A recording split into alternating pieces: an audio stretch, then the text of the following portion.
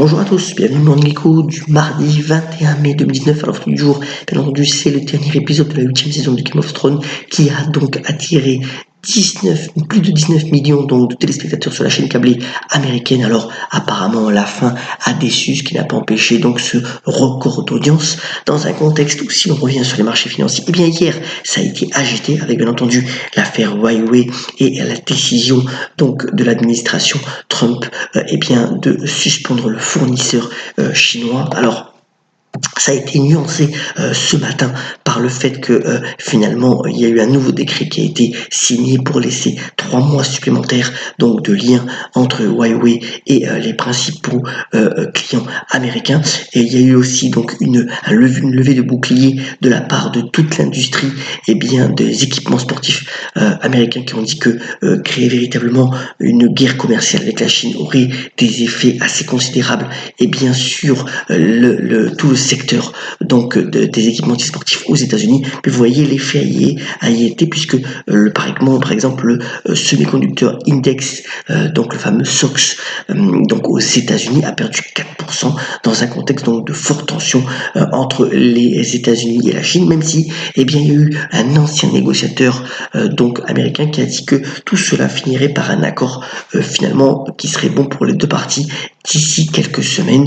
Donc ce matin, cette forte tension a été largement relativisée.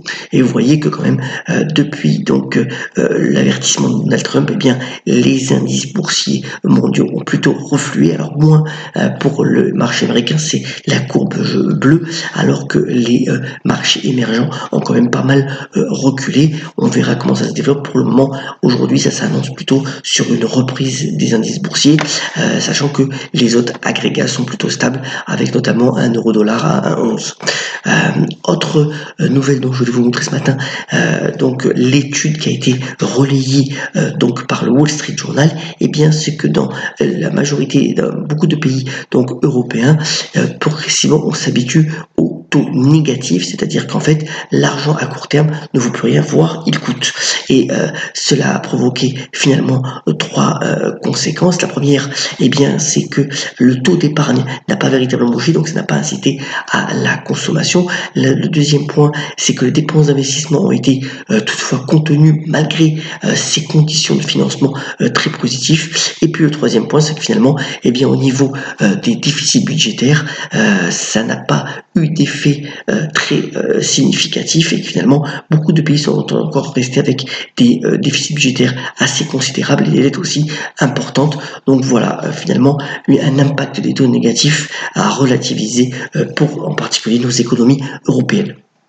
Retenez bien ce logo, c'est TikTok. Alors vous savez que c'est donc une boîte donc chinoise qui s'appelle ByteDance, qui a véritablement l'intention de marcher sur les plates-bandes de Spotify et donc de Apple Music dans tout ce qui est streaming donc de musique. Vous voyez que notamment si l'on regarde le graphique de droite, c'est l'application qui a été la plus téléchargée pour le premier trimestre sur l'Apple Store, mais c'est le cas partout. C'est déjà 500 millions de fois téléchargé TikTok. Et les ambitions sont très fortes, en particulier dans les pays émergents où cette société veut véritablement s'imposer. Elle a déjà sécurisé des droits avec donc des industries, des entreprises musicales en Inde et 2 des plus grandes d'entre elles. Donc voilà, une forte ambition pour cette société qui est valorisée déjà à 75 milliards de dollars. C'est assez considérable pour le noter. Venons-en au bref maintenant. D'abord, dans le contexte donc de la baisse des valeurs de semi-conducteurs, il y a eu STM,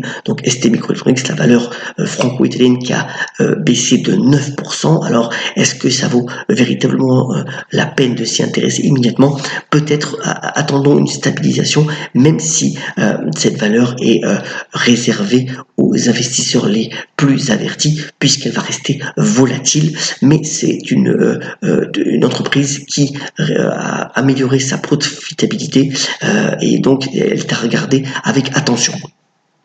Alors aussi de l'actualité au niveau du secteur bancaire français, vous voyez qui est quand même assez en berne. D'abord BNP Paribas qui a toujours donc un dividende assez intéressant de plus de 6%, a dit qu'elle n'était pas intéressée par un éventuel rachat ou une fusion avec la banque allemande Commerzbank qui pour le moment cherche à fusionner avec un partenaire européen. Et puis pour la Société Générale, c'est le graphique de droite, lui aussi dont le cours de bourse est assez en difficulté, la Société Générale réduit ses activités donc de marché, en particulier au Brésil et aux États-Unis. Elle est sous l'œil, bien entendu, de ses actionnaires. Alors Frédéric Oudéa, son patron, a été reconduit pour un nouveau mandat de 4 ans, mais il doit véritablement trouver un nouveau plan stratégique pour relancer la croissance de la banque dans les années à venir. Donc affaire à suivre aussi sur la Société Générale. Alors AXA a annoncé hier avoir une nouvelle égérie en la personne donc de Serena Williams, la joueuse de tennis, qui va permettre une nouvelle communication autour du sport, donc pour le groupe d'assurance qui, pour le coup, lui, connaît une belle stratégie aussi dans le digital et qui a une valeur de fonds de portefeuille véritablement intéressante. Alors Serena Williams, c'est vraiment une femme d'affaires puisque par ailleurs, pour la petite histoire, elle a déjà une marque de mode, elle a déjà un fonds d'investissement et là voilà, elle est encore son champ d'activité au-delà du tennis et on espère l'avoir bien entendu à Roland-Garros qui commence dans 6 jours maintenant. Pour Tesla, c'est véritablement la descente aux enfers depuis son augmentation de capital. Alors, beaucoup de doutes par rapport au futur de Tesla dont la capitalisation boursière est repassée en dessous de celle de Ford ou de General Motors. Alors, il faut savoir que sur le dernier trimestre, Tesla a brûlé 700 millions de dollars de cash. Alors, 2 axes priorité de développement, mais d'abord, bien entendu, les robots taxis, mais aussi donc la mise en, la montée en gamme pour les voitures électriques en particulier et des ventes en Chine. Alors dans le contexte de guerre commerciale entre les États-Unis et la Chine, ça ne devrait pas être évident pour Tesla de vendre beaucoup de voitures en Chine.